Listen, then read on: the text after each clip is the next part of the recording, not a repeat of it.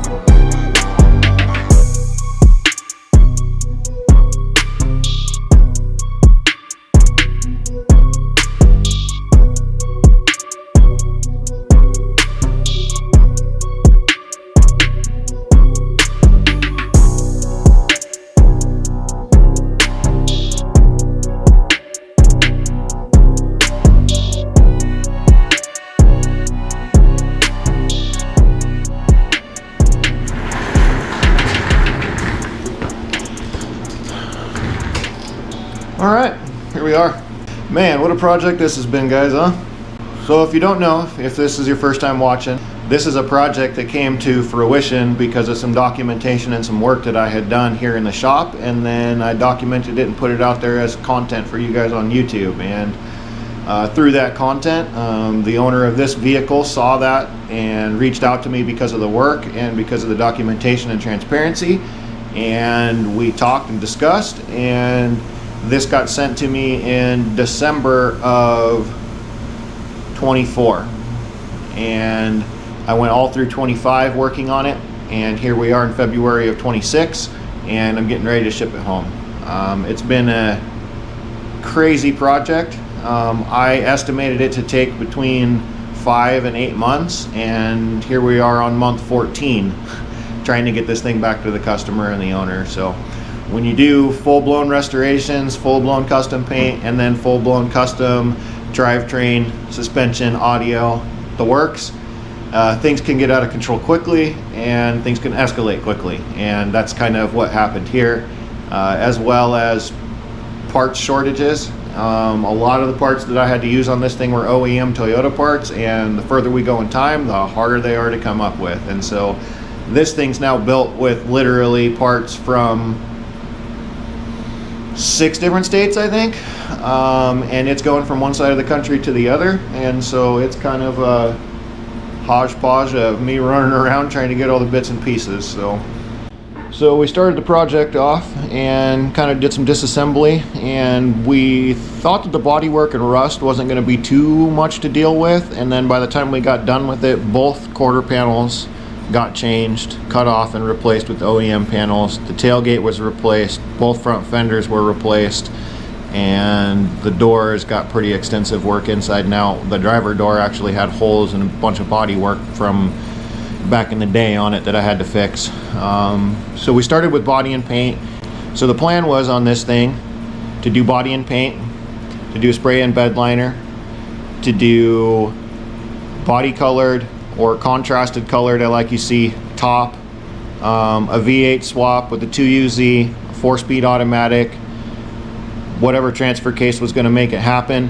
We wanted to stay with the independent front suspension, stay with the automatic transmission, and stay with the OEM gauges and as much of the OEM interior and exterior as we could. So we started in on body and paint, and man, it took me 3 months, I think, just to get the parts. I ran around the entirety of the Pacific Northwest trying to come up with quarter panels and a replacement tailgate and stuff that I could work with that wasn't rusted out. I needed good panels, and you guys know how hard they are to find good panels. I debated on doing the Wolf steel panels, and there's actually a video that came out right around the time period as me doing my quarter panel swaps on this thing.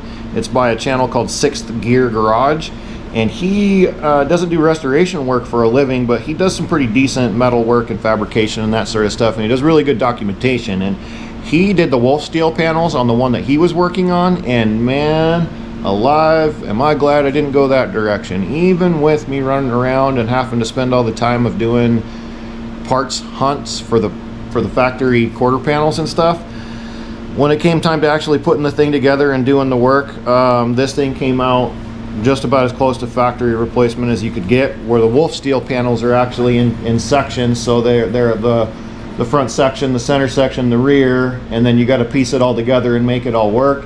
And none of those wheel wells are stamped correctly. Not a lot of the body lines are stamped correctly, and I watched that guy at Sixth Gear Garage struggle his buns off to try to get that thing straightened up. And this has got minimal skim coat of bodywork in it. It's got minimal ting and ding work on it because I started with really good OEM panels, and when I took the skins off of the other quarter panels and put them onto these, all the spot welds lined up right back to factory and went right back together. And like on the driver's side, we went all the way down, and this side got 14 pieces of metal. We went all the way down and had to replace the body to chassis mount and then build back up. The floor was rotten, the side was rotten all the way out, front, rear, wheel wells, the whole bit. And so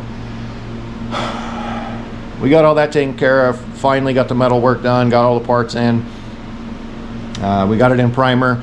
Obviously, we had to spend a lot of time on body work, and as you guys have seen in a lot of my videos, I spend a lot of time at the bodywork and primer stage to make sure that the metal is straight before we lay filler, that it's treated before we lay any product on top of it, so that way it holds over time. And then I spend a lot of time making sure that my body lines and my edges are blocked out to at least factory spec, if not better than factory, so that it looks real nice, sharp, and crisp when you look at the body lines. Not all jobs dictate going as far and as nice as what this one is, but this one always was going to go pretty far as the totality of the job is concerned, and so you don't want any one piece of the equation to be fallen down in comparison to the rest of the work. That the interior work, the motor work, the paint work, all should be on par with each other, and then depending on the overall picture, we pick kind of the level of where we want to be. So this one always kind of dictated us being a little bit up above and beyond what a typical driver paint job would be, or just a quickie in and out, scuff and shoot, like my parents used to say. So we spent some time on it, and as you can see, it's pretty gorgeous. We spent a tremendous amount of time going back and forth about the color. This is a 1968 Ford Mustang color, both of them.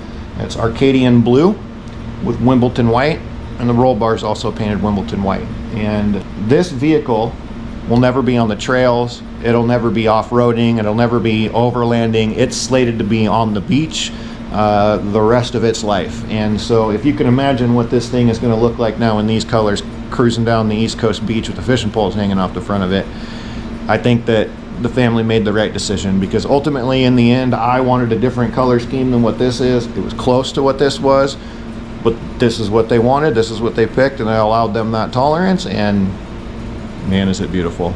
So once we got all the body work done and in primer, and we were pretty close and feeling good about ready to move to paint, is when we started fabricating and installing the 2UZ. The installation of the 2UZ to get it hung, the first kind of dry fit is what we call it, that process actually went pretty smoothly. There were some things like with the motor mounts, they didn't quite line out the way they were supposed to in the instructions, so I had to modify and use some different material.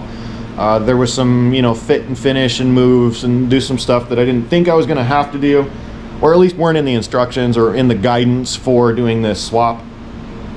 When I started, I had been told by the suppliers that I'm probably 50th or 60th person to do one of these swaps in a first gen 4runner. So I'm not reinventing the wheel by any means, but there was some unanticipated stuff with dry fit.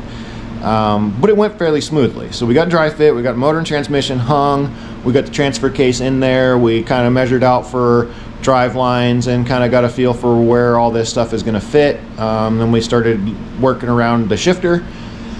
There's a video back if you guys are interested in the shifter, the wiring harness, that sort of a deal. There's an extensive detail video back in my history if you guys are interested in watching that. I wear my heart on my sleeve and I try to be as transparent as possible, and so that one's a little bit longer of a video, but like I said, if you're interested in the shifter and the wiring harness and all the stuff that came from Off-Road Solutions to make this happen, there's a video out there about that. So we're at the point where bodywork's pretty much done. The motor's been in and out once, it's hung, it's ready to have drive lines measured and built and be plumbed and that sort of a stuff. We got the cooling system lined out. We're pretty much ready to go for the engine compartment and interior. There wasn't a lot of interior modifications to be done for what we were doing, but there was a lot of prep work that had to be done to get that spray-in bed liner in there, and he's going to live with the top off of this thing most of its life. It'll only see the top in the winter time. When it's being used during the summer and during the spring and in the fall, it's going to have the top off of it the whole time because they use it on the beach like they should be. So we didn't have a bunch of stuff on the inside that we wanted to do because we only use it a lot. We want to utilize that for cargo use. So we got all that taken care of. We started on spray and bed liner, got that. Then we moved to body and paint. The final decision was made on body and paint. Paint came out great. I did an initial cut and rub on it, not a final glaze, but just to get everything knocked down and smooth looking, so that way, just to get everything knocked down and smooth looking, because I knew it was going to be a while before we had done final assembly, and I know there was going to be a lot of documentation coming out, so I wanted it to look proper along the way, so I did an initial cut on it. Brought it back in here after it was painted, and we pulled all the stuff out, and I really felt good about throwing this 2UZ in here because of how well the dry fit had gone. Well, that's when we started running into the technical details of hooking everything up, and man, let me tell you, for me getting, you know, all this stuff from a few companies that specialize in doing this, first gen 4runner, 2UZ, factory bell housing, wiring, you know, this specialty companies, specialty pricing. Let me tell you, I went through hell to try to get this thing to work after I had got it into body and paint and was ready for final assembly. A lot of the instructions don't speak to the specifics, don't speak to the specific nature of what you may be dealing with on your individual vehicle.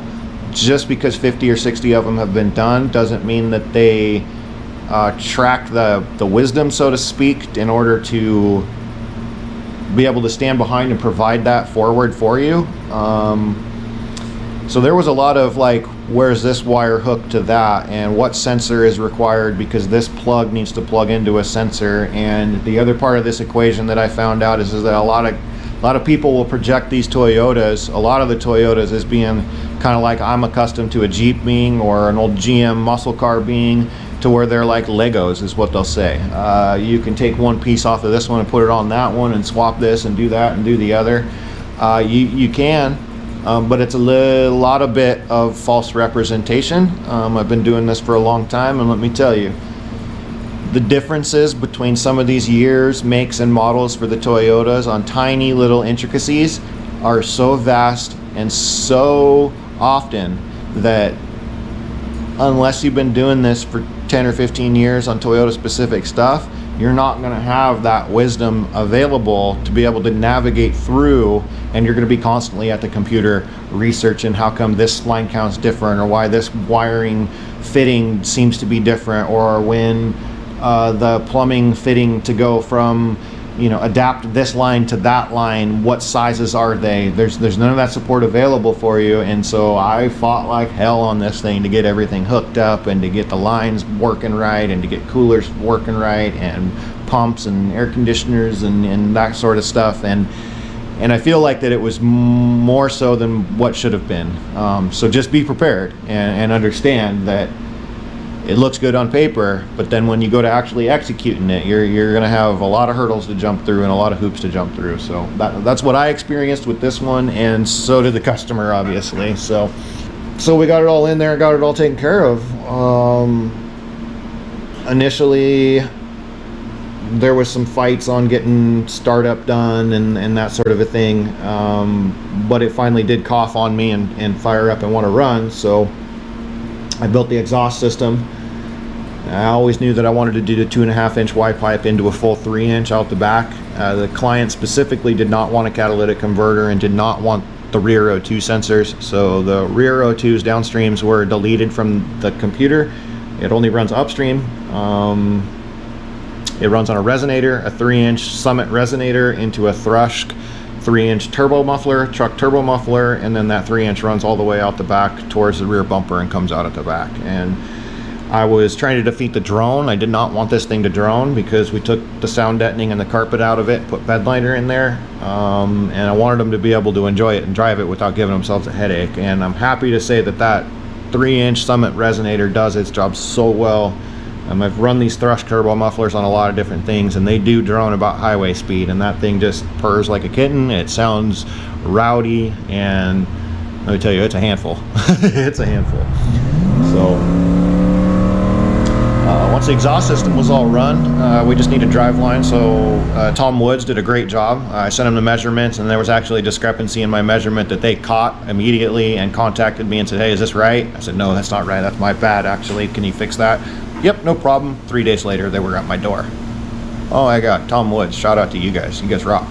I'll be calling you later. So it's got Tom Woods drive shafts in it, front and rear, and then we also did the matching yokes to make sure that we had the same, 11 millimeter hardware and 31 millimeter spacings and 4-bolt flanges for the drive lines, front, rear. So all that stuff matches now. It's all universal. It's all new and nice. Because this thing was so rusty, obviously the chassis needed coated, so we got in there and we did the chassis coatings. That took a while, and it's, there's no lift in my shop, there's nothing like that, so it was me and my boy on our backs and scuffing and scraping and cleaning and that sort of nonsense. And well, we got it done and we recoated everything. So once it was all recoated, it was ready to be worked on.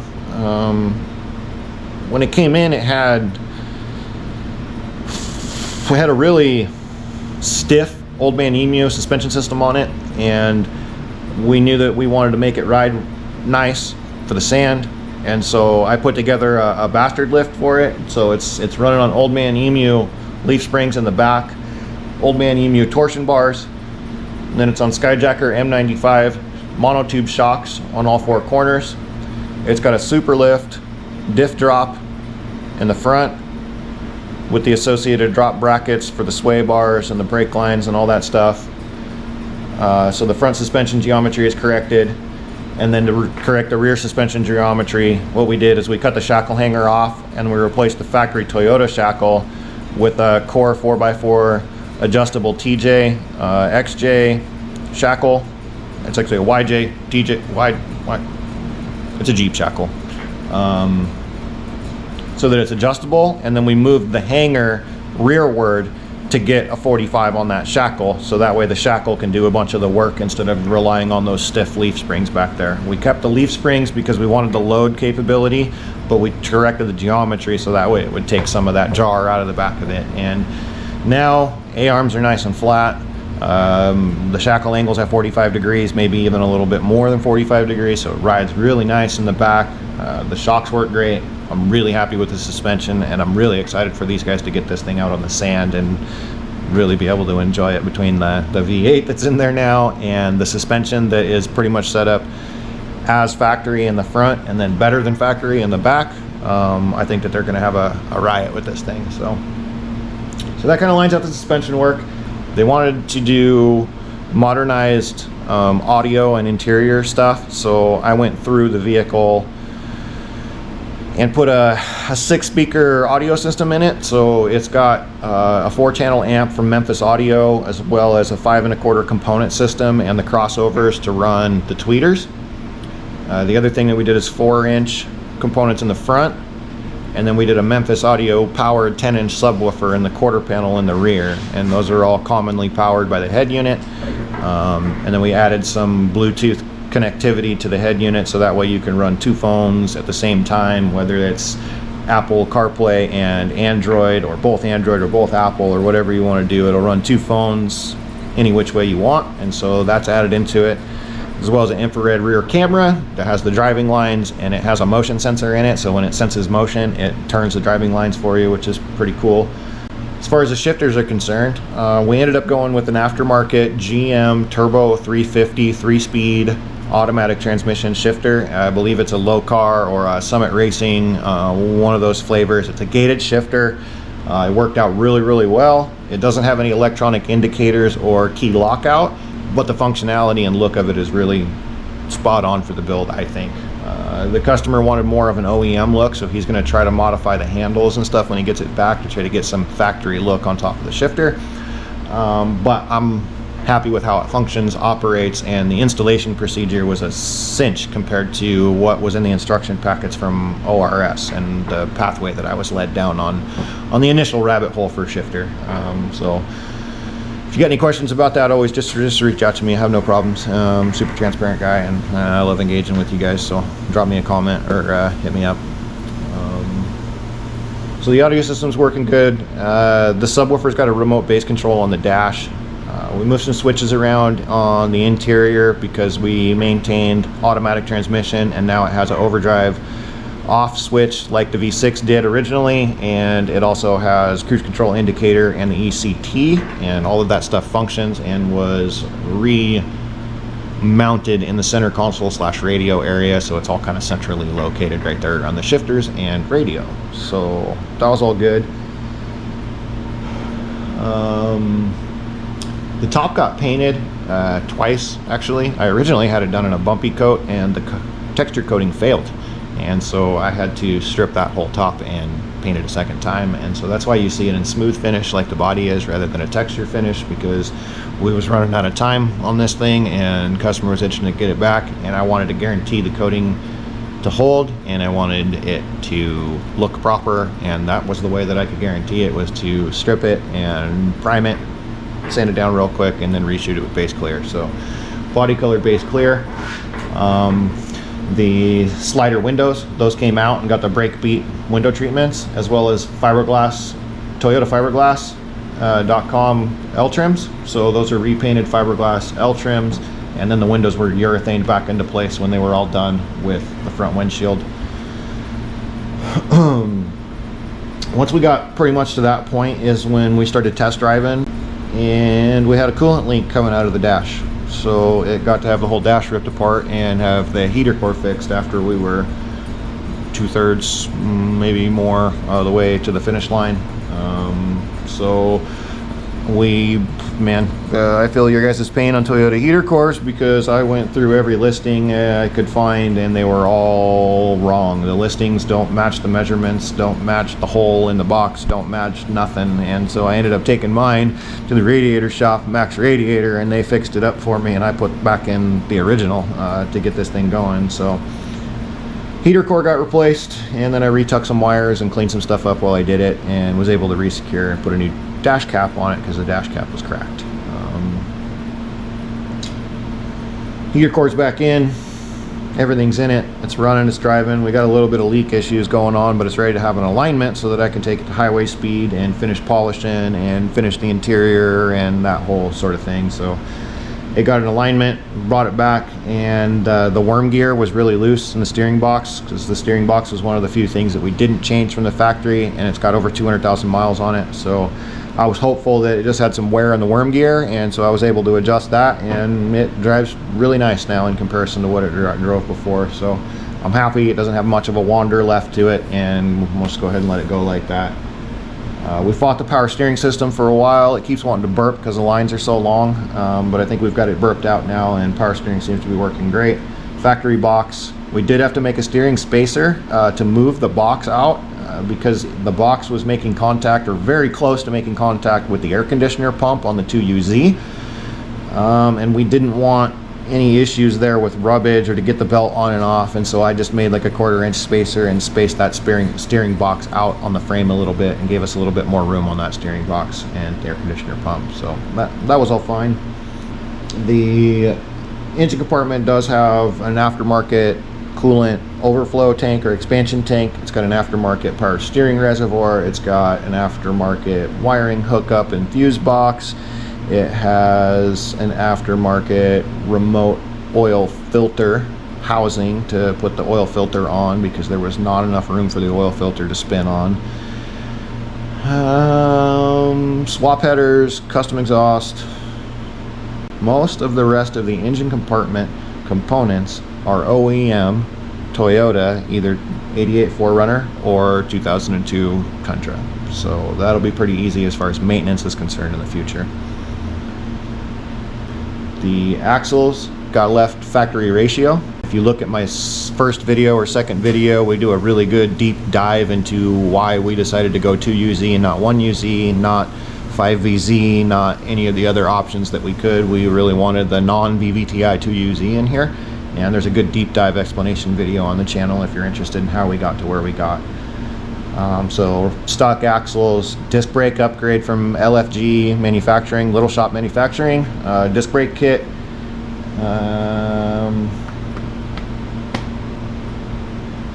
And we talked about the diff drop, so that's good. Tom Woods drive shafts, yep, we got that. The other thing that we did is we installed where the factory spare tire was. We pulled all that stuff out of there, and now it's got a little like 12x17 storage toolbox in there for all of the required safety items when you're on the trails or on the beach. You know, your shovel, your first aid kit, your water, you know, all that kind of stuff. Each state is different and each area is different for what the requirements are, but in a nutshell, you guys know what I'm talking about if you're an enthusiast. So there's a little toolbox underneath the back that'll hold all that stuff and keep it out of the cargo area and keep it off the roll bar. The windshield gasket and windshield trim, that was a hot topic item. Everybody hates the stainless, which I agree with you. I hate the stainless too. So I had United Auto Glass has been doing really good work for me the last few years, and Jared came out and his buddy, and they were able to use what's called a 108 universal seal, and that does require urethane, so it is urethaned in like the modern stuff. And as you can see, it looks really nice. Top corners are super nice, and that's probably what I will do in the future, rather than trying to run the factory Hilux gasket and the trimmed down glass, which you do have to trim down the glass to get those in there. Rather than doing all that, I think this 108 seal is the way to go. So it's got a 108 universal seal for the windshield, urethaned into place, and then I did a couple other things to the cowl to finish it off. While we were in the interior, the other thing that we did is we added footwell lighting to the inside, so that way there's front and rear footwell lighting. It's just a nice option. I've done it in a couple of my off-road rigs. When it gets dark outside or you really want to use your vehicle, it's amazing how nice it is to open the door, turn the lights on, and it's light enough you can look around without struggling to find something on the floor, to read a map, or to, you know, dig through your cargo. And so I upgraded the rear to LED, and then I put some footwell lighting in, and that's trigger activated off of the door, so when you open the door up, the lights come on the inside. We've deleted the wheel well moldings and kept the rocker moldings. We wanted to have some chrome on the front and some chrome on the rear, but as you guys know, those are sand and moisture and water traps, and that's what contributed to it rusting out in the first place, and that's what we're trying to avoid now that we've sunk all the time and effort into getting this thing restored. So it's got the rocker moldings, but no wheel well moldings. Those are getting sent back with the vehicle. We know it's a 4.7 liter V8 now, but we left all the V6 badges on it and put all the factory emblems back on that we could. And so when you walk around this thing and you're looking at it, you wouldn't know how custom it is. You wouldn't know how nice it is on the inside. And when people hear it, you're probably going to look right through this thing looking around for a muscle car or something like that driving up and down the road. You're never going to guess that it's this 4Runner. So super cool build. We did final detail, glaze, and then it's got a heavy coat of carnauba wax on it. And then I've been kind of walking around it the last couple of days, just snapping little fittings in and putting little mini sling bolts on and waiting for the shipper. So this thing's been shipped from Vermont to Oregon, and now it's going to be on its way back. So pretty wild that this thing's been shipped all the way from Vermont to Oregon. A small little guy like me in a backyard garage doing restorations, a 14-month restoration and custom build job, and then now I'm getting ready to put it on a truck and send it all the way back across the country to the other side. It's hard to put to words what that means to me. I've been doing this for 2 generations. I watched my parents build cars and supply and help the industry, and that's where I kind of cut my teeth. And now here I am in this little world that I live in on social media, and it's enabled me to connect with you guys like I do and build stuff like this and kind of move around the country. And we actually went to Canada this year, so we're technically international. It's a pretty cool thing to say. It's a pretty cool world to live in, and really it's because you guys support. If it wasn't for your reviews, if it wasn't for your likes, if it wasn't for you guys reaching out and coming to events and talking to me, none of this stuff would ever be possible. Whether I lose motivation for doing it, or I just don't get the the monetary value on my end of it as a person or business owner, regardless of any of that, like it doesn't go if you guys don't support. And so I just appreciate the hell out of you, and I wanted to just say thank you, and I really appreciate your views. I really appreciate your comments. I love engaging with you, and I'm very much looking forward to the future. This thing's freaking beautiful. You guys are amazing people, and I appreciate you so much. We'll talk to you soon. Looking forward to the next build. You guys all take care.